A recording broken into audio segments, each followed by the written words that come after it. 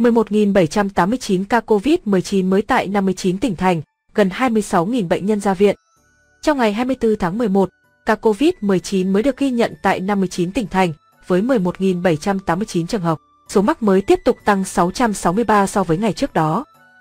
Tính từ 16 giờ ngày 23 tháng 11 đến 16 giờ ngày 24 tháng 11, trên hệ thống quốc gia quản lý ca bệnh COVID-19 ghi nhận 11.811 ca nhiễm mới, trong đó 22 ca nhập cảnh và 11.789 ca ghi nhận trong nước, tăng 663 ca so với ngày trước đó tại 59 tỉnh thành phố, có 6.578 ca cộng đồng. Cụ thể tại thành phố Hồ Chí Minh, 1.666, Cần Thơ, 766, Tây Ninh, 754, Bình Dương, 696, Đồng Tháp, 625, Bà Rịa, Vũng Tàu, 586, Đồng Nai, 580, Vĩnh Long, 482, Bình Thuận, 470, Sóc Trăng, 425, Bạc Liêu, 418, Kiên Giang, 369, Bến Tre, 300, Trà Vinh, 299, Hà Nội, 274, Bắc Ninh, 241, Cà Mau, 224, Hậu Giang, 198, Khánh Hòa, 183, An Giang, 181, Đắk Lắk, 152, Bình Phước, 145, Hà Giang, 144, Vĩnh Phúc, 133, Bình Định, 133, Nghệ An, 132, Thanh Hóa, 98, Quảng Nam, 97, Đắk Nông, 94, Long An, 90, Thừa Thiên Huế, 82, Hòa Bình, 63, Đà Nẵng, 60, Tiền Giang, 60, Nam Định, 56, Quảng Ngãi, 50, Ninh Thuận, 47, Thái Bình, 45, Hải Phòng, 36, Quảng Trị, 35, Phú Yên, 33, Tuyên Quang, 29, Gia Lai, 29, Phú Thọ, 26, Hải Dương, 24, Lâm Đồng, 24, Hà Nam, 24, Quảng Ninh, 22, Hà Tĩnh, 22, Bắc Giang, 20, Cao Bằng, 11, Thái Nguyên, 8, Hưng Yên, 8, Điện Biên, 7, Kon Tum, 5, Ninh Bình, 5, Lai Châu, 1, Lào Cai, 1, Bắc Kạn, 1. Các địa phương ghi nhận số ca nhiễm tăng cao nhất so với ngày trước đó.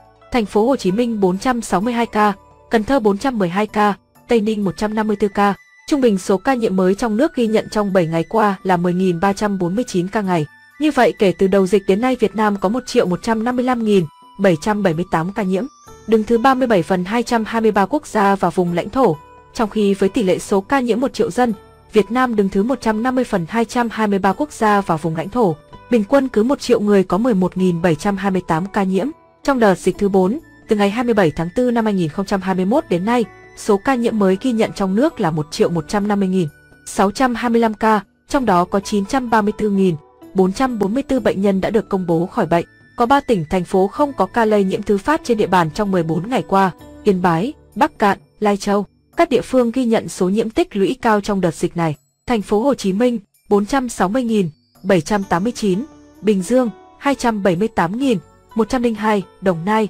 83.965, Long An 37.644, Tiền Giang 24.116. Về tình hình điều trị, trong ngày có 25.951 bệnh nhân được công bố khỏi bệnh, nâng tổng số ca được điều trị khỏi lên 937.261 trường hợp. Số bệnh nhân nặng đang điều trị là 5.533 ca, trong đó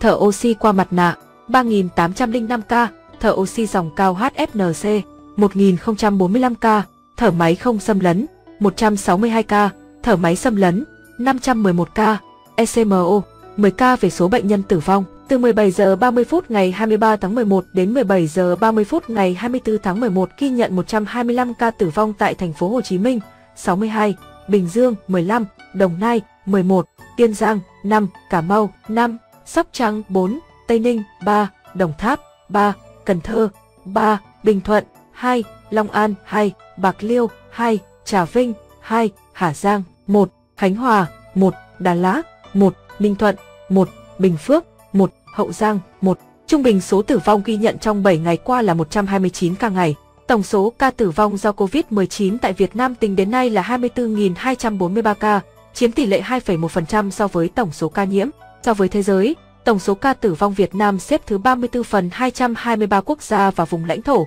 số ca tử vong trên 1 triệu dân xếp thứ 133 phần 223 quốc gia và vùng lãnh thổ. So với châu Á, tổng số ca tử vong Việt Nam xếp thứ 10 phần 49 quốc gia và vùng lãnh thổ, số ca tử vong trên 1 triệu dân xếp thứ 28 phần 49 quốc gia và vùng lãnh thổ. Về tình hình tiêm chủng, trong ngày 23 tháng 11 có 2.030.162 liều vaccine phòng COVID-19 được tiêm. Như vậy, tổng số liều vaccine đã được tiêm là 112.944.634 liều, trong đó tiêm một mũi là 67.824.005 liều, tiêm mũi 2 là 45.120.629 liều. Với chiến dịch tiêm vaccine COVID-19 cho trẻ, từ ngày 23 tháng 11, nhiều tỉnh thành phố như Hà Nội, Hải Dương, Bắc Ninh, Sơn La bắt đầu triển khai tiêm cho trẻ từ 12 đến 17 tuổi.